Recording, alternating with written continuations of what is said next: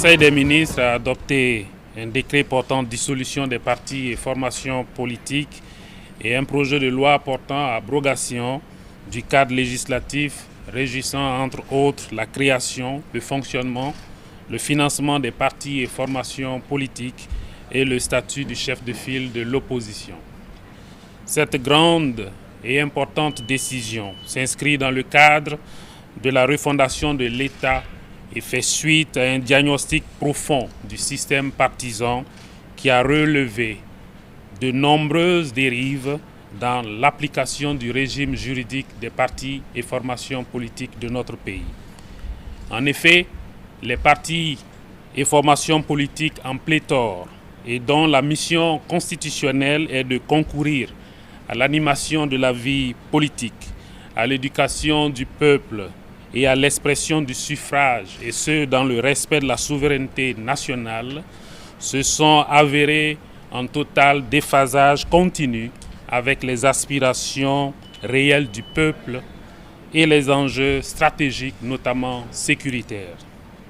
Cette faillite a favorisé la division des citoyens, contribué à la fragilisation du tissu social et créé un développement déséquilibré du territoire. C'est pourquoi, dans le cadre des réformes institutionnelles, politiques et administratives, conformément à la vision du chef de l'État, il est apparu impératif de procéder à la dissolution des partis et formations politiques et à l'abrogation du cadre législatif existant afin de mieux encadrer la vie politique, le pluralisme politique et de préserver l'unité nationale tout en défendant davantage l'État. En tout état de cause, l'adoption de la mesure de dissolution et le projet de loi abrogative permettra non seulement de renforcer la cohérence de l'action gouvernementale avec les idéaux de la révolution progressiste populaire, mais surtout d'ouvrir la voie à une réforme du mode de gouvernance politique de notre pays. Le décret de dissolution prévoit en son article 2 la dévolution du patrimoine de chaque parti et formation politique à l'État. Le projet de loi portant abrogation de la loi numéro 32/2001/AN du 29 novembre 2001 portant charte des partis et formations politiques au Burkina Faso, de la loi 08-2009-AN du 14 avril 2009 portant financement des partis et formations politiques et des campagnes électorales et de la loi numéro 09-2009/AN du 14 avril 2009 portant statut de l'opposition politique ainsi que son modificatif numéro 46/2013 du 17 décembre 2013 sera quant à lui transmis à l'Assemblée législative de transition dans les meilleurs délais. Je vous remercie.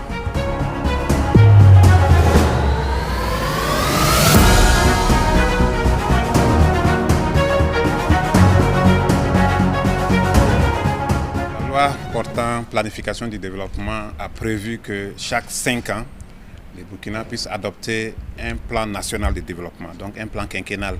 Il faut dire que le plan qui est en cours a pris fin le 31 décembre 2025. Donc il était de bon ton que le gouvernement puisse proposer un nouveau plan pour les 5 ans à venir, c'est-à-dire 2026-2030.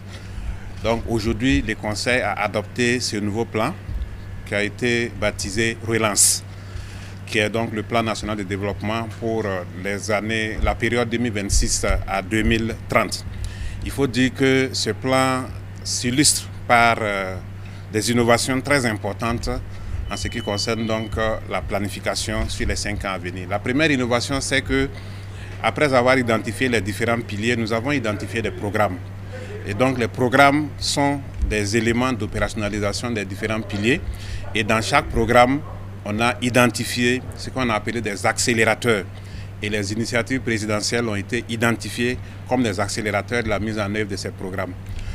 L'autre élément important, c'est vraiment une appropriation nationale de tous les dispositifs pour faire en sorte qu'il y ait véritablement un ancrage au niveau national, de sorte à ce que ce soit les structures étatiques qui contribuent à l'élaboration, mais également à la mise en œuvre et au suivi du plan national de développement.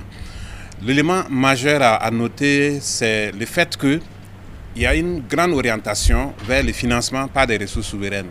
Sur un montant planifié sur les 5 ans de 36 000 milliards, près de 2 tiers doivent venir des ressources souveraines, c'est-à-dire la mobilisation des ressources par l'État lui-même.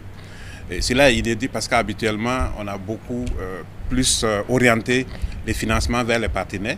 C'est vrai que dans le plan actuel, il y a la possibilité pour des partenaires qui veulent bien s'inscrire dans les priorités que nous avons définies à travers les programmes de venir, mais en priorité, c'est d'abord les financements de l'État. Mais il faut également que le secteur privé, comme d'habitude, puisse aussi contribuer au financement de ces plans à travers des projets structurants qui rentrent dans la vision. Donc le plan actuel est structuré en 4 piliers. Le premier pilier, c'est la consolidation de la sécurité, de la cohésion sociale et la paix. Le deuxième pilier, c'est la refondation de l'État et l'amélioration de la gouvernance. Le troisième pilier, c'est le développement du capital humain. Et le quatrième pilier, c'est le développement des infrastructures et la transformation structurante de l'économie. Donc tous ces piliers vont permettre d'avoir des impacts importants à l'horizon 2030. Le premier impact qu'on a mentionné, c'est bien sûr la reconquête du territoire à 100%. Ça, c'est un élément très important et je pense que tous les indicateurs montrent que cela est possible même avant l'horizon 2030. Le deuxième indicateur, c'est la réduction du taux de pauvreté qui doit passer de 42% à 35%. Et le troisième indicateur, c'est l'amélioration de l'espérance de vie qui doit passer de 61 ans à 68 ans. Également, un autre indicateur concerne le taux d'électrification qui doit également passer de 685 MW à plus de 2500 MW à l'horizon 2030, qui va donc donner beaucoup de capacités en termes d'énergie. Donc voilà les grandes lignes de ce plan que nous avons baptisé Relance. Donc sur les 5 années à venir, notre plan national de développement, c'est le plan Relance. Et ce plan doit être un plan dont tous les Burkinabés doivent considérer donc comme leur plan, donc ils doivent s'approprier ce plan. Parce que dans la mise en œuvre, la mobilisation communautaire est très importante. Nous avons une bonne dynamique de mobilisation communautaire. Et aujourd'hui, avec l'adoption de ce plan, tout le monde devrait pouvoir s'y reconnaître et placer toutes les actions que nous allons mener en matière de développement dans le cadre de ce plan. Le plan fera l'objet de revues annuelles. Et cela va permettre donc de mesurer les performances réalisées et voir les ajustements à apporter. Parce que c'est un plan qui doit être totalement en phase avec la révolution progressiste populaire. Donc il est important que nous puissions faire des évaluations pour voir si nous sommes sur la bonne voie, quels sont les ajustements à apporter et comment il faut encore se projeter pour les années à venir.